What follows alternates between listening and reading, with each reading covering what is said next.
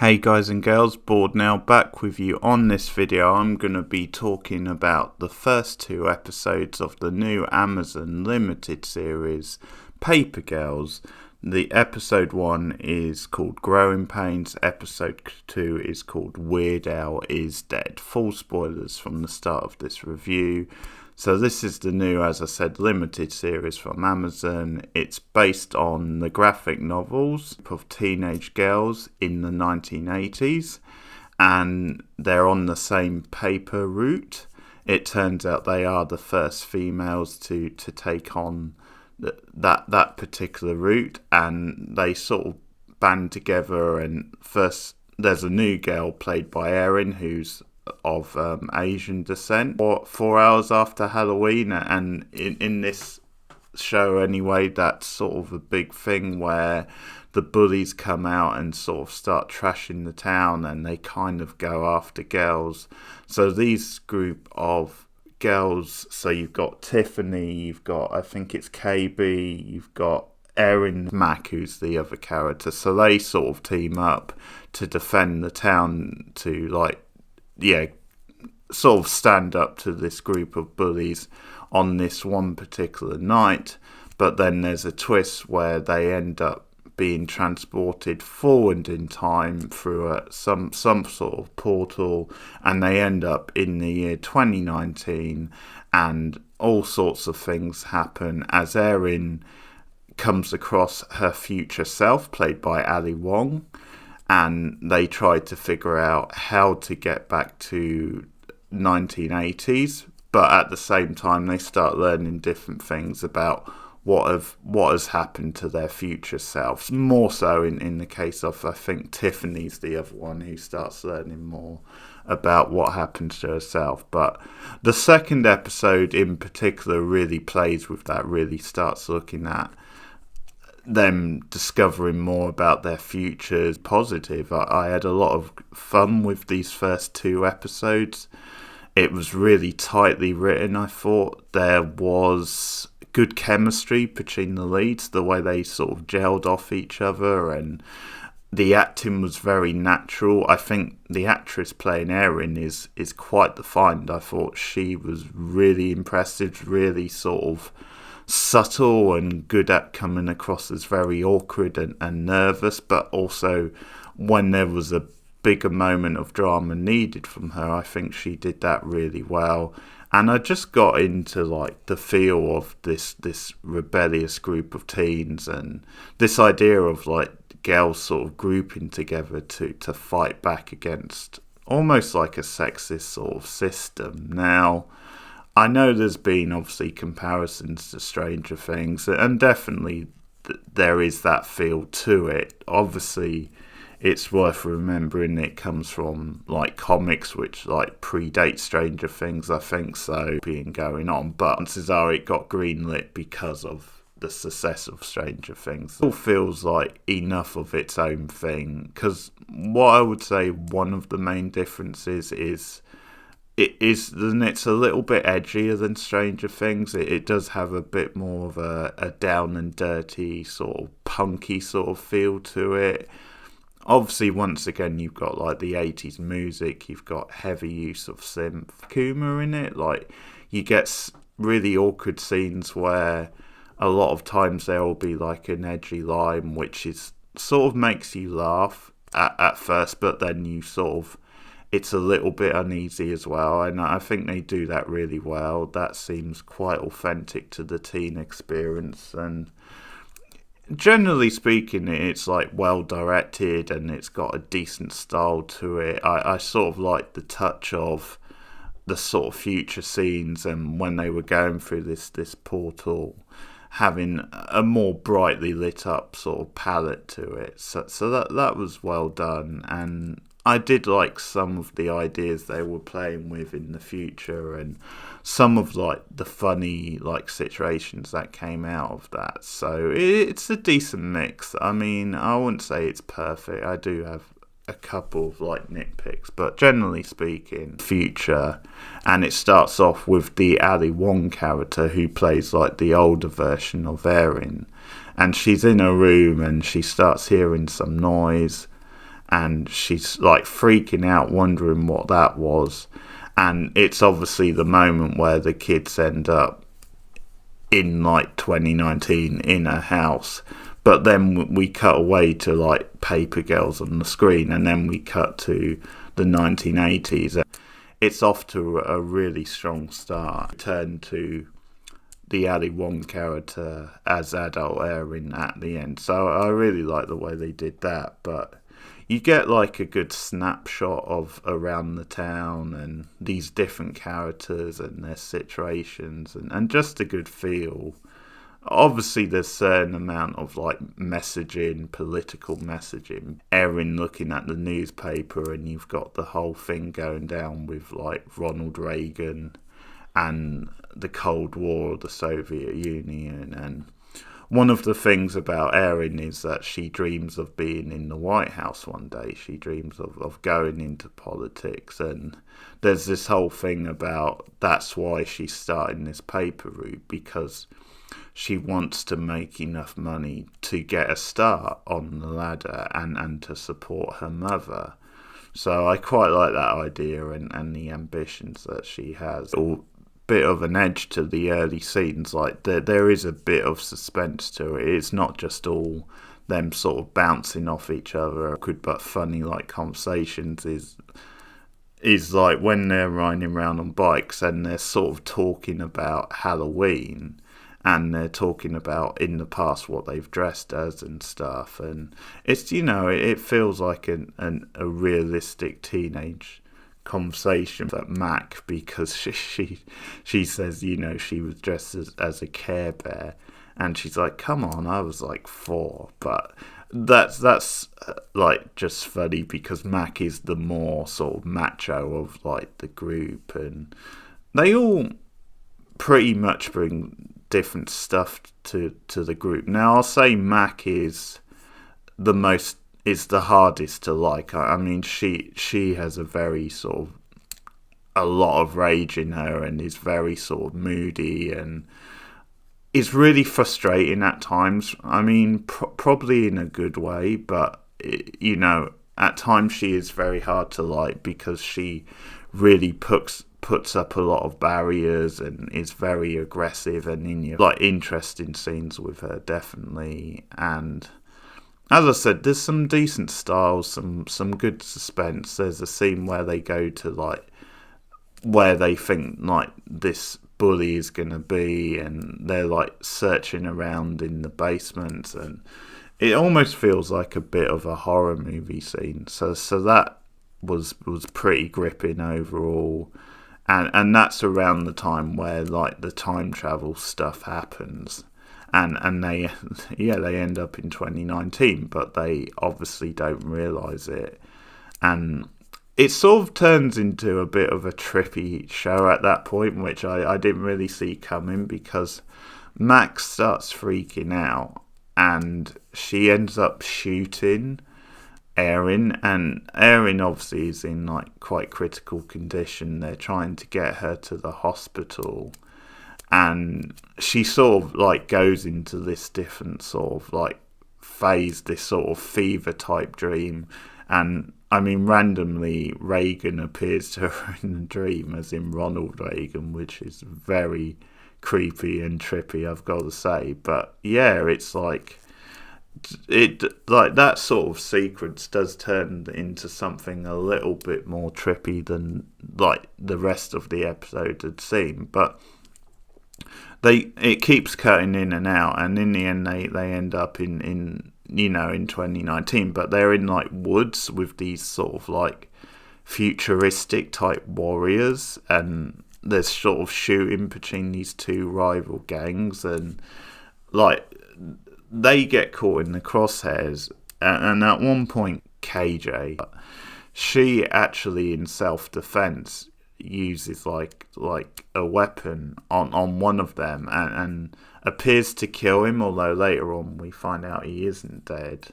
And we've got like the other side of this who come across his body, and that leads to something later on where they start tracking down the girls.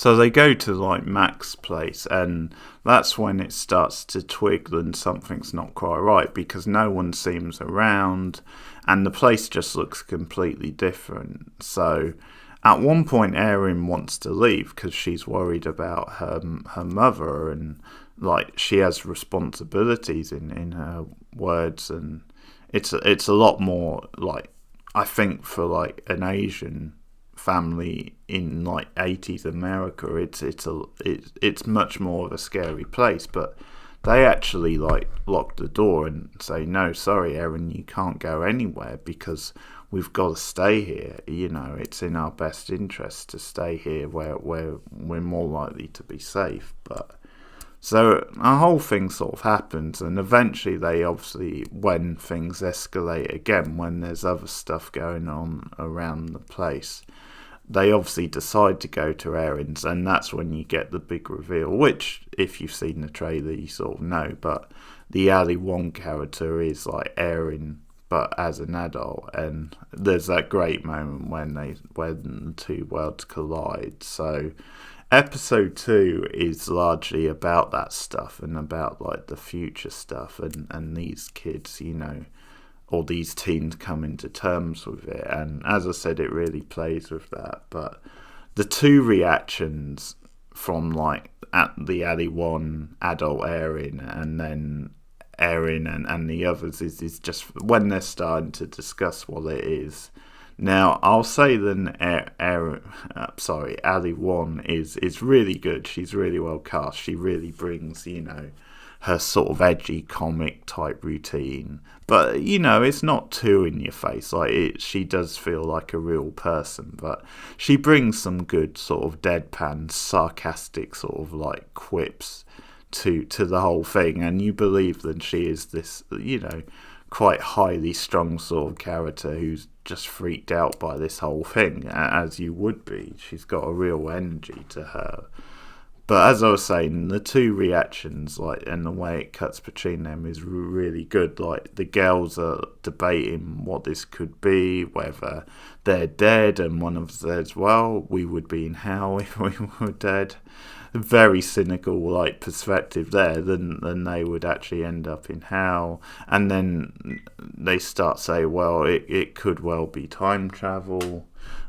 So you get all this going on, and maybe the greatest thing about episode 2 is like the sort of commentary on future tech, and sort of how these girls are like fascinated by it and can't believe that it's true. And that's one of the great opportunities of a series like this. Then you can contrast the 80s and jump forward to the 2019 and just show how different it was, and really play with that, and just imagine these kids or these teenagers from like 30-40 years later now suddenly getting like an example of how things have progressed with technology, and from very modest backgrounds and a very modest era when it comes to technology, you know, certainly it's nothing like it is today, then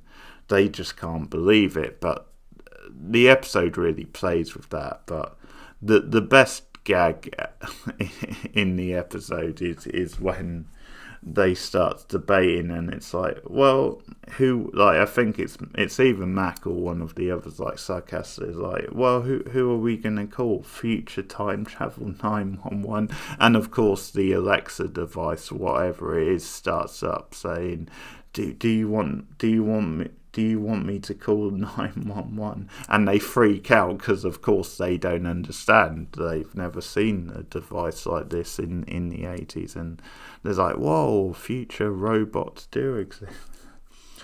So stuff like that is really great. There's some really sweet moments as well. Like, after that scene, you get like a one-to-one scene with like Future and past Erin, where they start talking to each other. And it's just this weirdly sort of moving but sad scene, because the adult Erin tells the younger one then the mother has passed on, and it's just this bizarre way and kind of sad way to find that out, because normally you would process it, you would see it in real time, and she's just finding out about it now in the future. And she starts finding out about essentially her own life. She says, I'm a paralegal, and like younger Erin like questions this, like, really? And I think that's what's so good about this stuff, is you can actually put a spotlight on it and question. It's almost like her questioning herself, like how she had these different ambitions in the past, and how really she hasn't gone on to live up to those. But one of the themes is, of course, then you very rarely live up to what you want to be, or you very rarely turn out to be, exactly like you expect. That's one of the things about life, is a lot of times the ambitions and things you think you're going to be when you're much younger, life has a way of changing that, and you actually turn out differently. And that's something Ali Wong does really well in her role, where she does get across this sort of bitter, cynical, it's like, well, guess what, life doesn't work like that. And it leads to this tension between them, because it's almost like the younger Erin is like then judging her future self. And they have some nice scenes, but also it leads to like this blow up between the two of them later, because eventually they tried to track down back to the woods to find like the tech which like sort of transported them to the future, and they find it, but it's like damaged, and also the guy has been moved as well. So one of the funniest scenes is when they go to like the tech place, and this the boyfriend of Erin, and he's supposed to fix it, but he only makes things worse. And it's quite a funny little scene with them sort of awkward flirting as like the teens are watching, and things just escalate. It's in the next scene where like younger Erin is like accusing Ali Wong's character of not taking this seriously, not wanting to do it, and just describes her as lazy. And this is when like stuff really goes down between them, and they really tear into each other, where like Ali Wong's Erin just starts saying, you know what, you quit the paper round after one night, and these girls didn't even remember your name. They kept referring to you as like new girl, and this all started a long time ago. So they have this big fight, which is like really effective, and Erin storms out. It's fun to see like Erin actually come out of a shell, because one of the things they do is that she ends up being very different. I mean, not too different, but I mean, she does grow a much more confident personality in the future, and she is more out there, more outgoing, and a bit more confrontational, a bit sort of braver. So that's something they're playing with, where like the personalities do change a bit like in the future. And the other big stuff with that is like Mac in the future, where she starts like riding around the town at some point, and she rides past her old house, and she sees then the factory where where her father has now been taken down. It's no longer there, and there's something very melancholic and sad about Mac watching that.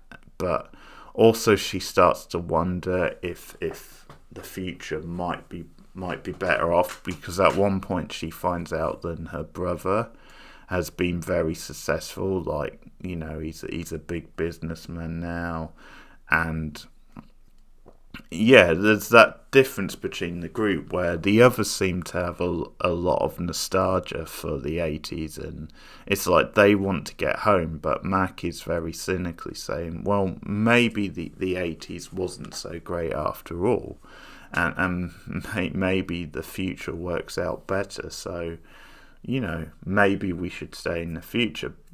But she finds out certain things. But the stuff I was talking about her, which is like really uneasy to hear, is then she, like, at one point gets quite racist. It's when she's talking to KB later, and she starts saying about how, I won't repeat the term, but how, like, the Japanese moved in and started taking, like, their jobs, and that's why the father's business went under and stuff. But, like, KB's really good in that scene, because she just puts Max right and says, stop saying that, it's not alright for you to be saying this stuff, and puts her right on the whole idea, and they didn't take your jobs at all, and some really strong stuff. There's some pretty powerful stuff in this show, because, like, they bring up the whole Jewish thing and the Nazis, and Mac is like, well, this isn't Nazi Germany, and KB's, yeah, well, I still get, Jewish, like, Jew bitch written on my locker type thing. So once again, it's looking at those things, and it's a powerful scene. And I also like the scene later with, like, Mac and Aaron, where they sort of make up, because really most of the tension has been between those two at the end of the day, where Mac has been very aggressive and unsocial. The other girls have been, like, much more welcoming to Erin, and they just have this scene outside the store where, Mac, in her own way, apologises. It's not a full-blown apology, but she says she feels bad for shooting her and assures her it would never happen again, and says, yeah, I'm glad you didn't die, and they do make up. And then there's the gag about, because Erin's wearing the tie-dye t-shirt, which, like, older Erin gave her, and it's got, like, DMB, and Mac makes a crack about how, it says dumb on it, basically. So that's really good. So some good comedy to go with some good drama, and really solid stuff. I'm really enjoying it so far. One or two nitpicks. I mean, things escalate a bit quickly at times. That might be just part of only having 8 episodes to tell the story. Also, at times it felt like they were trying to be edgy a little bit too much. Like, that was maybe a little bit in your face, but it's sort of settled down, and overall I liked the tone it was going for. Connected to Tiffany, because Tiffany finds out, like, she has, like, a foundation in the future, and, like, her family must be quite successful. So, leader of the other side of like the war questions, and she's obviously looking for the girls and looking for answers, and she finds, like, the same weapon which was used on the guy. So she then, it sort of cuts away, but you're meant to, like, sort of think that then she's, like, killed them. So that's sort of the ending of episode 2. So good stuff so far. I'm going to continue on with this. I'm enjoying it quite a bit so far. That's the first 2 episodes of Paper Girls. Let me know your thoughts, especially if you're a big fan of the comics, I should say. I hear this is quite a faithful adaptation. But let me know your thoughts in the comments below. Like and subscribe as always. Share me out on social media, and I'll be back with more TV reviews soon. Thanks for listening, and goodbye.